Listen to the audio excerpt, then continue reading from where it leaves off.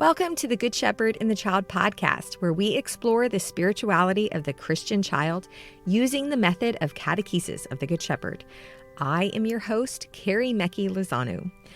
During the months of August and September, we have been on a season break, and we are going to begin in just 2 weeks for our season 2 of the podcast, with brand new episodes, brand new interviews that I cannot wait to share with you. So we have been listening to episodes from our first season that were our favorites that we really just wanted to share with you. And I picked today's episode very particularly because it's going to segue beautifully into a series of episodes that we are going to be doing starting with our season 2 in 2 weeks. So today I would like to share with you episode 30 from February 3rd of 2021, just from this year, where Claire Paglia joins us on the podcast to dive into the Montessori concept of freedom and discipline. I hope you enjoy. Welcome to the Good Shepherd and the Child podcast. Claire, we're so excited that you are here with us. Thank you. I'm excited to be here. Claire, would you tell us a little bit about who you are and also your involvement with both Montessori and Catechesis of the Good Shepherd? Sure. So I am a child of the Atrium. I started in level 1 at age 4.5 when it began at my church, and grew with each level as we added them through level 3. And I'm Montessori trained, so I've also spent time assisting at the AMI Training Center a few years ago, and then also being in my own primary environment for the last 12 years. And I was really drawn to Montessori, realizing that it meets the child where they are developmentally, just as we know Catechesis does the same thing for the child spiritually. I received my level 1 formation in 2012 when my oldest was a baby, and I've been a catechist since then in varying capacities at our church. Currently, I am working from home and homeschooling my children. My 3 children are 9, 5, and 1. And I really have been continually drawing on my time in the Atrium, what I remember from my time in the Atrium as a child, and really trying to listen for that still small voice. I think it is really beautiful and a huge blessing that you experienced Good Shepherd as a child, and now you've come full circle, and now you're an adult in the Atrium, seeing it through your own children's eyes. Yes, it's a gift for sure. Do you have any specific memories that maybe are strong from when you were a child in the Atrium? I just remember that really loving the pace. It was so different than my school. My parents discovered Montessori when I'm the oldest, so when my younger brother and sister were ready for school, and so I didn't do Montessori as a child, but I loved just the feeling of the Atrium. Like I remember just feeling it. It just felt like a retreat, and just the time to be able to work on things without somebody saying, "Oh, now we have to go to the next thing. Oh, now we have to go to the next thing." And then the other big one is just really remembering how much I loved planning the prayer services. In level 3, I think I loved being able to take, that clipboard around and figure out, okay, who's going to sing what song, who's going to say what prayer, So it was fun to be able to coordinate those things. So it's definitely something that I fall back on. That's awesome. I love that you said the main thing that you remember is the feeling that you had, because that's something that I always talk about, that with children in the church or the relationship with God, they're not going to remember the facts as much as they're going to remember how they felt. And if children feel loved, or if children feel welcomed, if children have a positive emotion associated with God or with the church or with a certain sacrament, that is, I think, what they are going to remember the most, rather than Yes. the fact that we're trying to put in their head. Yes, Well, definitely. that's really neat that you were able to experience this work from such a young age.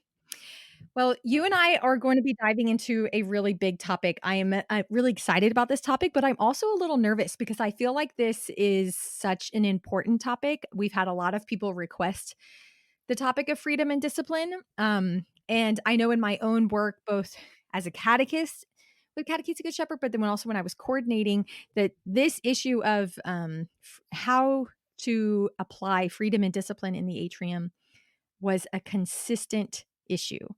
I think all of us who have gone through formation experience this beautiful, peaceful presentations and time in the atrium, and then you throw 13 3 to 6-year-olds in there, and it doesn't look the same as it did in formation, and you're going, "Wait, am I doing it wrong? I'm not doing it like the formation leader then."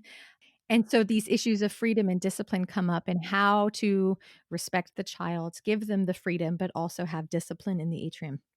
So I'm Yes, really excited to have you here, Claire, for you to share your Montessori and Good Shepherd experience with us, and how we can apply this beautiful concept into our lives with any of the children that we have in our lives. absolutely. Well, let's start off with defining it. What does this mean? What does freedom and discipline mean? So I really want to start by saying that freedom and discipline are frequently misunderstood. And I love what you touched on, because I feel that in our formation as catechists and also in the training, the Montessori training, there's so much emphasis on what you're going to be doing in the atrium and the ideal of what you're hoping to get to. And so I think that it's important to continue to keep this mindset that we're all learning, we're all still growing, and there's not necessarily like a point of arrival where you can all of a sudden you have all of the information and it's going to run smooth sailing, Mhm, forever. mhm. There's always that shift of the dynamic of the children in the environment and the adults that you're working with. And so there's all those little pieces that work together. Um, but I think if to define it though, to really look at what freedom means and what discipline means in this context, Montessori really talked about that freedom is the psychological state that one reaches or attains. So, for example, she thinks about or talks about that concentration is the result of freedom, which I think is really interesting, and also being able to accept rules without being limited by them. The purposeful work that we offer in our environments that leads to concentration and then is followed by the opportunity to make choices and then subsequently develop the will feeds independence and results in freedom. So that's kind of the idea of what she was talking about with freedom. And discipline is a little bit more complicated. I find that in our culture, we feel like discipline is really the act of trying to shape someone else or change the way that they're behaving. And when I was looking back at Montessori's work, she's really referring to not discipline in the thought of this practice of training people to obey rules, but really to look at self-discipline. So Mhm, the ability to control one's feelings and overcome one's weaknesses, and the ability to pursue what you think is right,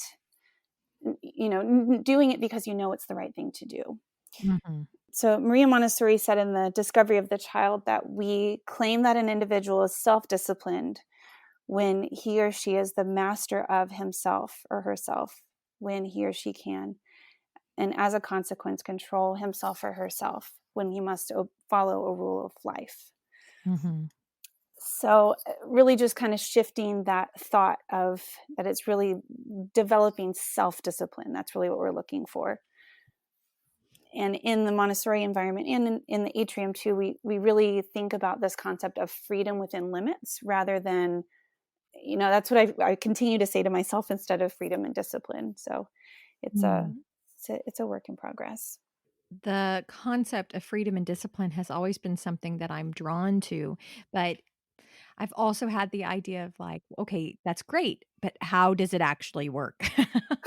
Like, Yes. like the definition, everything you just described sounds really great. And I know it exists because I've seen it, especially in Montessori classrooms whenever I've done observation. But how do I make it happen? So how do I create freedom and discipline in my space? hmm So I think that the first thing to really look at, and it's a lot to kind of wrap your mind around, but just really thinking about the role of the adult and really Mm. looking at the adult as being the dynamic link between the child and the environment. On one of my theory papers, I had made this little triangle, and I'm certain that my trainer did it during during our Montessori training. But each each angle of the triangle, one part had the child, another part had the adult, and then the third said the environment. So it all is interconnected and interwoven. And so there are definitely things that we can do as the adult to help create and cultivate an environment that is rich for growth. So being that dynamic link, it's really our work to ensure that the environment is prepared and stocked and ready for the child, and to know that we are ready also spiritually when we come into the environment. In the Montessori training, my trainer would frequently say, you need to leave all the extra things at the door. And and the longer I'm in this work, the harder that is. It's really Mhm. challenging. Mhm. Um, but we really try to think about the child and the environment is like a plant in the greenhouse. So vital and successful growth really comes from taking a preventative approach and determining what are the ideal conditions for that child to flourish and develop. So there are things that you can do as the group, but then we're also looking individually. How can we make this the most successful experience for Mhm. the child? And really in the atrium, a space where the child can meet the Holy Spirit and be attuned to what's going on without too much added distraction. Mhm. Yeah, so, like, on a more basic level, making sure that the atrium has order because it's hard for or maybe not just the atrium, the classroom or your home or Hmm. so that the child can have peace and order within themselves. And then on a deeper level, like checking yourself at the door, like what you're talking about, I believe, in Listening to God with Children, Gianna Gobi, she speaks about actually, I think she's referring to what Dr. Montessori speaks about, that as catechists, we have to go through like an examination of conscience before we enter Yes. into the atrium with the children. And I can tell you from my own experience that if I feel rushed or if I'm overwhelmed or if I'm having a bad day, if I'm not careful, it can really affect the children in the atrium. So there's that examination of conscience that they're talking about that we have to leave it at the door. And I think we can all relate to that in anything in our lives whenever we're feeling stressed, we interpret the people around us differently. So if I'm having a rushed or stressed day, it might affect the way I think the child is acting or Yes. the child's intention. So there's that, again, that need for that examination of conscience. Yes. And really this conscious work of reframing and really trying to separate the behavior and try to look underneath, like what is really going on underneath this behavior, and Mhm. how can we figure out how to get ahead of it? How can we, there's a lot of different ways to look at that. I think that it's easy to leave, especially when I left Montessori training, I felt like, okay, I'm going to observe and I'm going to sit back and watch, and all of this is going to unfold and it's going to be amazing. Mhm. And like you were saying, once you're in the environment, it's really it's a much more active role than we think, but it's Mhm. different than that traditional mindset. So we really want to try to figure out how to remove obstacles and guide without hindering the child, and doing that through offering choices and being gentle yet firm. And I Mhm. think it's possible to be clear and consistent in that capacity as well. So to have the environment set up, but then also to have myself set up and to then observe the child, to have that beautiful art of observation, that constantly observing the child. That is the almost active participation that you're Mhm. speaking about.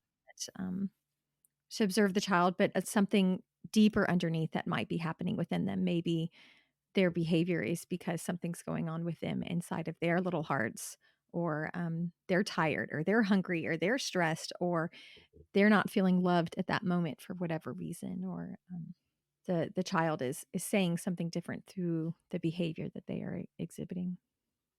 Yes. Mm.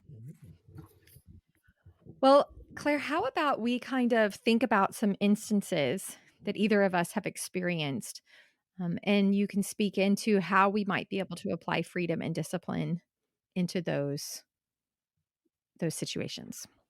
Sure. That sounds great. The first thing that comes to mind for me, I have a child that has been in my level 1 atrium who he's the sweetest little thing, but at times he will choose materials and he will very intentionally not use the materials the way he knows he's supposed to. And he's looking at me to see if I'm watching, and he smiles at me and he continues to, it's very much playing, not working, that he's doing with the materials. So as a Montessorian, from the perspective of freedom and discipline, how would I approach this situation? So I think it sounds like you've been observing this child for sure, Mm. because that's usually the first thing I go to is observing and trying to figure out a pattern. Is this child playing with the material? In the Montessori environment, they can have a snack whenever they're hungry, and so sometimes the work quality devolves when they're starting to need to get a snack of some kind. But that's not really relevant in the atrium. So really just thinking about what is the child doing with the materials. If they're actively playing with them, there's no synthesizing happening. There's no, there was a child you made me think of that was in my atrium a few years ago, and she would every Sunday without fail collect all of the baby Jesuses from all of the infancy narratives, and she would hold them, and I could not figure out what she was doing, and she wasn't really playing. She just wanted to hold them. And then one Sunday I look over and she's arranged them in the sheepfold. And so then I was like, what if I had jumped in here and said, oh no, we can't hold them, let's, I was just trying to figure out what was Mhm. going on. So for that child, she obviously wasn't playing like mommy baby house kind of thing. She's working something out. But if the intention, and if the child is actively distracting other children, that's really when we need to intervene. Mm. And I've experienced this in my environment too. And sometimes I'll come and I'll just sit with the child as they're not using the material the way that they're really supposed to, and just try to see what's going on. And then sometimes I'll say, may I show you how to use those again? And sometimes they'll say yes, and sometimes they'll be like, well, I'm actually done, and then put it all away.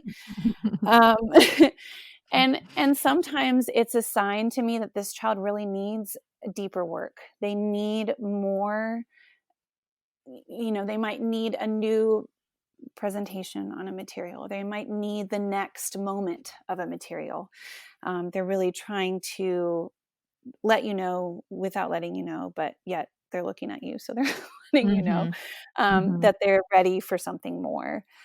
And I would really be curious with that child in particular, like, is this child someone that comes in easily to the environment? There's so many different things that kind of go into figuring out what can be behind it. But I do think that obviously if a child is misusing a material, if they're damaging the material, or if they're actively distracting someone else, I intervene immediately. So if they're being disruptive or they're being destructive, that is when you intervene. Other than that, you try to observe to the best of your ability to see what's going on deeper.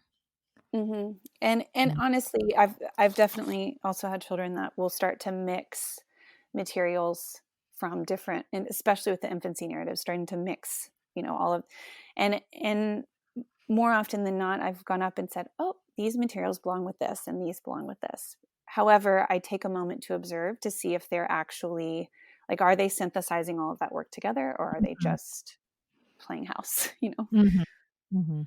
I once had children, connect. Our Last Supper and our Good Shepherd were very close to each other, and they were starting to make a line of the sheep, and then it led over to the Last Supper, Mm, and then had the sheep all around the Last Supper table, and it was the Eucharistic present presentation that they'd gotten to all by themselves. It was really beautiful, but that's there's that amazing. combining of work, and it took me just watching them to make sure that there was actually, like, contemplating, and it correct me if I'm wrong, Maria Montessori talked about it's the disposition of the child that might help you know if you should intervene. So if the child seems to be, like, deep in their work and more calm in their presence, they're more normalized, you can see that they are not playing, but they're actually working.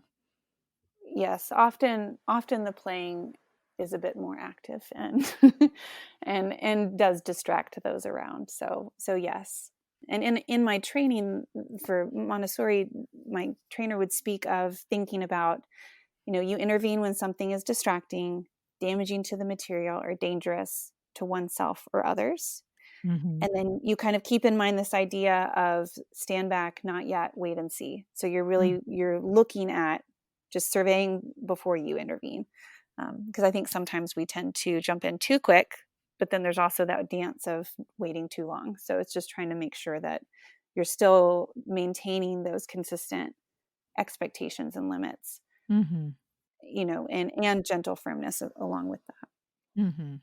Well, what about a child who is trying to be disruptive? Maybe running from one end of the atrium to the other, being very loud, singing, um, intentionally trying to bother the other children for attention or for whatever reason. How would you intervene or assess a situation like that?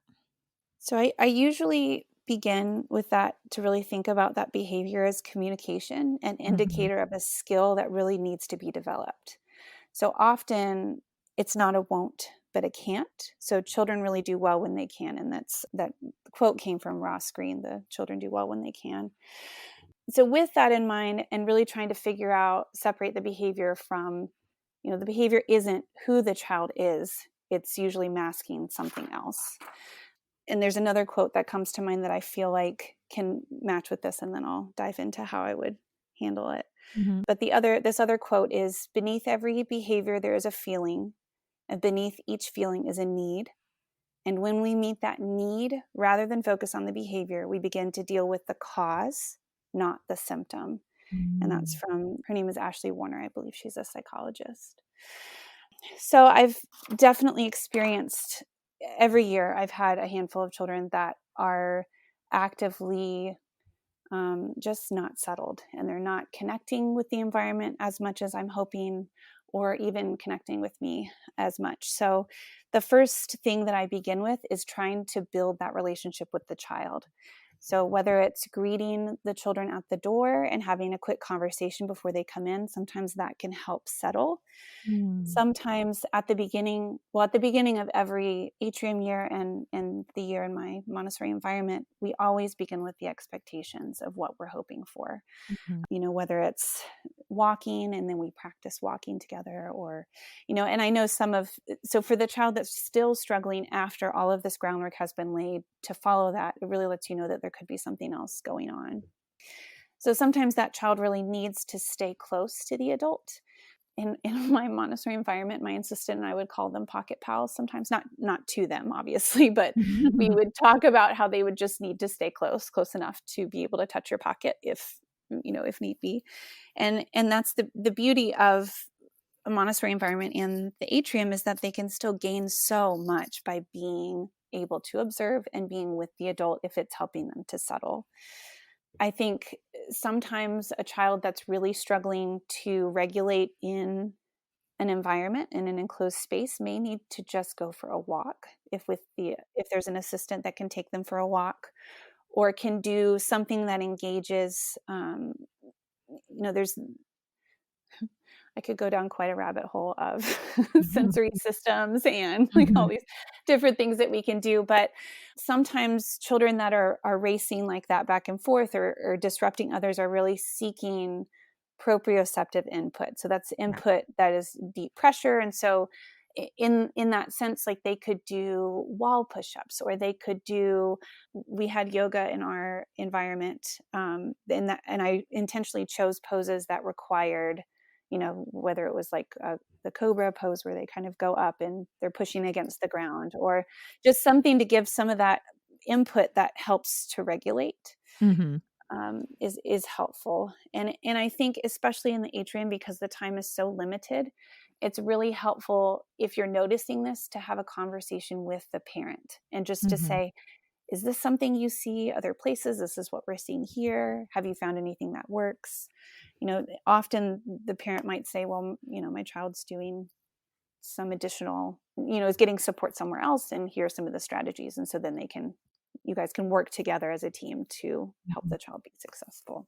Mhm. And depending on your group size, you might want an additional assistant in certain situations just to be Yes. able to make sure that everybody in your group is managed and getting the attention.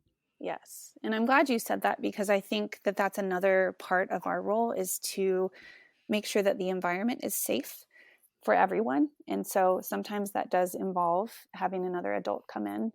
And a few years ago, I did have a child that did need significant support. And so we had someone come in who was also Montessori trained, and she would sit in the observation chair and only get up as needed. So it wasn't another adult hovering. It was just someone that was there to try to get ahead of any kind of behavior that we might be seeing, and, notice the signs faster than, when you're the lead catechist, there's a lot that you're doing at one time. And so sometimes you can't pick up on those little triggers ahead of time. So if you have an additional adult that can help with that, that's really, really very helpful. But they really need to be able to be willing to observe and not intervene unless it's absolutely necessary. Yeah. Those are some really great suggestions. I love it. I heard you say towards the beginning about like the ways of the atrium or the ways of the classroom or even the ways of your home, like how to walk or how to talk or how to interrupt, those sorts of things. I see those as being ways to help really set up freedom and discipline well. Um, Yes. you have a really strong foundation in those ways of the atrium, and the children know how to walk or talk in the atrium or what's expected of them. It allows them to have that freedom to know how they're to behave with the self-discipline of knowing what is expected of them. Absolutely. Setting up those expectations ahead of time, and then maintaining clear and consistent Mhm. limits when it comes to those things. If you see a child walk across a rug, you would come to them and say, "Oh, rugs are for working," or however you want to say it, but let's walk around it. Let's walk around it together. And then, so Mhm. then you reset that limit, but it's not, there's not a negative consequence. It's just, let's remind you again. Let's, Mhm. it's just Mhm. a natural way that we handle it. Yeah, I think throughout every atrium year, I always say, I wonder if that's how we walk in the atrium. I wonder if you remember how we walk in the atrium. Oh, and it triggers, oh, yes. And then they do the very exaggerated slow walk after Yes, that. they've seen that very slow walk before. And sometimes they love being able to demonstrate that for others, in those brief grace and courtesy lessons that we can offer sometimes. Sometimes that part where they get to show how they can do that, or, the one that I love is doing the how to get the attention of someone that's across the room. We're not Mhm. going to shout across the room, but showing a hand signal that you can use. And so they always love to, act that out and Mhm. do that in a small group. Mhm. Well, Claire, what about the child who is hard to engage into a work? Maybe they just flat out refuse to do a work, or Mm. maybe just kind of wander and don't have any interest in doing any work. So it's important with that question to really look at the plane of development and kind of what is appropriate for that plane of development. I think that for the younger children, sometimes they just want to sit back and watch what's going on before they dive in. And I always fall back on, there's a phrasing that I've heard repeatedly over the last few years, and it's finally clicked in a different way for me, but it's this idea of connecting and then redirecting.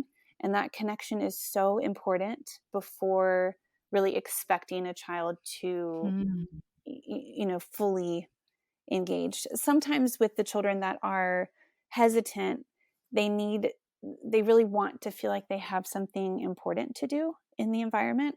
So sometimes for those children, I might say, "Oh my goodness, these plants are so dry.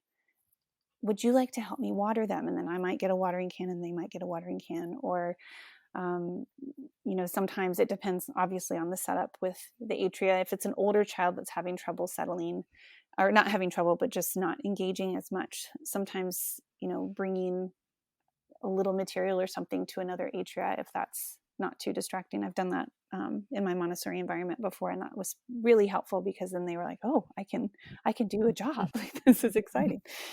Um, but I think it's also really to remember that the child will reveal themselves to us in time. Montessori talked about that frequently. And it's really our job to help just gently guide that child, and not there's no need to force them to work with a material, or, there's so much they can gain by just being in the environment. Mm-hmm. So really allowing just the space for that. And that's the beauty of the atrium, is really, we do have the time and the space. There's not the necessary, that rush that you can feel other places. And the child might really be relishing in that. And so they just want to watch for a little bit. Mm-hmm. Yeah, I think your own testimony that your main memory of your time in the atrium was this feeling of peace and freedom. Child that might not be engaging in a work, that might be what they're absorbing is peace and freedom. And that's Mm-hmm. what they're remember. And I think that there's value in that.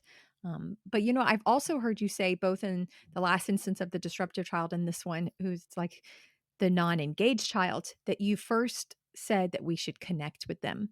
And it's like building a rapport, building a relationship with them, like that should be the primary focus before we move on to the behavior or to inviting them into work. And I feel like that is such a universal need, that everybody, all of us, children, adults, every human being desires to be seen and heard and wanted and loved. And that's such a core need, but also such a core response to why we behave the way we do. To where if we first connect with the person, I feel like that alone might change everything for the person. If they feel that they are loved or seen by you, they might be more willing to listen to what you have to say, or to be interested in what you are interested in, or to be respectful, or whatever it is, because they are getting that core need of being seen and wanted and loved, met by you taking the time to look them in the eyes, be at their level, connect with them, ask them about their day or whatever. But I just find that really unique and beautiful and necessary that you mentioned that in both of these instances.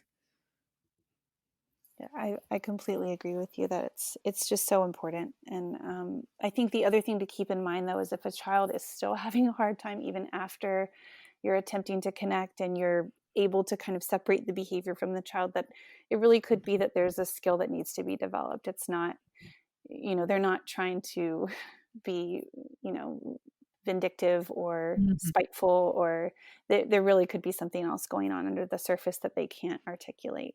mhm, mhm. Yeah, and that might be the only way that they've learned, how to deal with their confusion that's going on inside of them. Mm-hmm. Mm. What's really wonderful about all the different techniques that you have talked about is they can be applied in all different situations. I've been imagining this whole time in my home with my own children of like, when my home has order, my children probably have more order. Or, examining my own conscience before I address my children with issues that I feel like I need to address with them, or, connecting with them before I redirect them, or connecting with them before I discipline them or discuss with them or have conversations with them. And I just I I love the way that these concepts that Maria Montessori has given us can be so universally applied. They're not limited to the classroom, to the atrium. They are almost how we can be better human beings. Yes, absolutely. Mm. Well, Claire, this is a really huge topic, and I feel like we've just barely scraped the surface. But I think we should do some follow-up episodes specifically on this, because I just feel like there's so much here, and there's a lot of growth that we all need to have with this issue. But is there anything before we finish for today that you would like to speak about? I think the only other thing I wanted to add, which I think I touched on briefly earlier, but is really just thinking about the role that, Dr. Montessori took, and even Gianna and Sophia as well, that they really they were the careful observers. Maria Montessori talked about taking the role of the scientist, and having that guide the decisions that they make with each child, and really trying to do our best to remove our preconceived notions and focus on the child in front of us, and really Mhm, let observation, genuine curiosity be our guide. It's a work in progress. It takes time, and even with the amount of time that I've spent researching this topic, reading about this topic, and in my work, there are still days regularly, mhm, to be completely candid, with with my family at home where I don't respond the way that I want to, or, and it's just, we're human, and it's hard sometimes to work on it, to accept that in a sense, but to really just continue to realize that this is a work in progress. All of us struggle with similar things. And it's just, if we can shift our mindset to being that we're going to continue to grow, we're going to continue to learn, and we're going to continue to try to serve, especially in this capacity, serve the child to the best possible, in the best possible way, is really what we're hoping for. Yeah. And what a beautiful example of humility it is to our children when we screw up. For And we go to them and say, "I screwed up. I'm really sorry. I should not have Yes. done that. I shouldn't have said that to you. I shouldn't have yelled at you," or whatever it is. If we were perfect parents, I think that it would actually be harder for them in some ways. Mhm. But I think our mess ups really allow for mercy and grace and humility. Yes, I've got a I lot agree.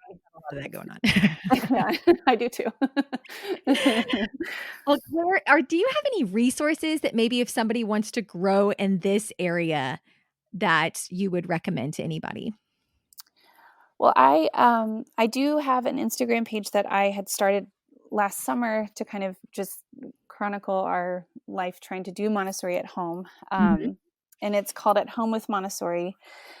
However, I share a lot on that page from other resources. So one of my favorite psychologists is, her name is Dr. Becky, but her website is Dr. Becky at Home. And she does a lot with just really deep diving into these topics that we've touched on, and a lot of really practical advice for families, but I think it can also apply in the Atrium setting, and helping with that, just reframing and shifting our mindset. The other one that I've really enjoyed is called Curious Parenting, and they also have a website, but it's a very similar format. It's just in more easily digestible pieces.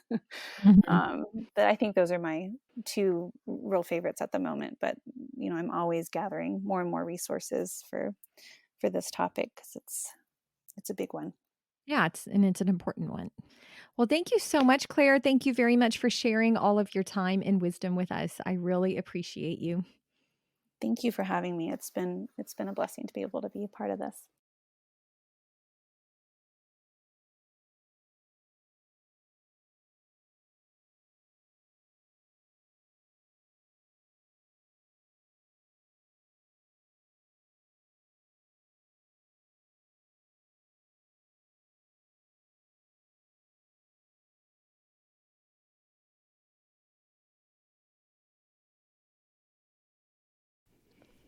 Thank you all for listening to this episode with me and Claire. We have a lot of resources that we want to share with you. So look in the show notes, because there are a lot of links as well as chapter suggestions in different Montessori books, such as The Absorbent Mind and Discovery of the Child, etc. We give you specific chapters that you can read from those books to read more about freedom and discipline. We also spoke briefly about the book Listening to God with Children, so I put a link to that book as well in our show notes.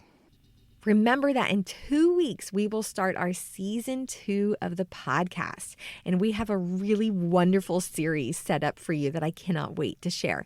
So watch out for that episode to start. This podcast is sponsored by the United States Association of Catechesis of the Good Shepherd. If you would like to become a member or to learn more about Catechesis of the Good Shepherd, please go to cgsusa.org. Thank you all for listening. We will see you with our brand new episodes of Season 2 in 2 weeks. Go and fall more deeply in love with God.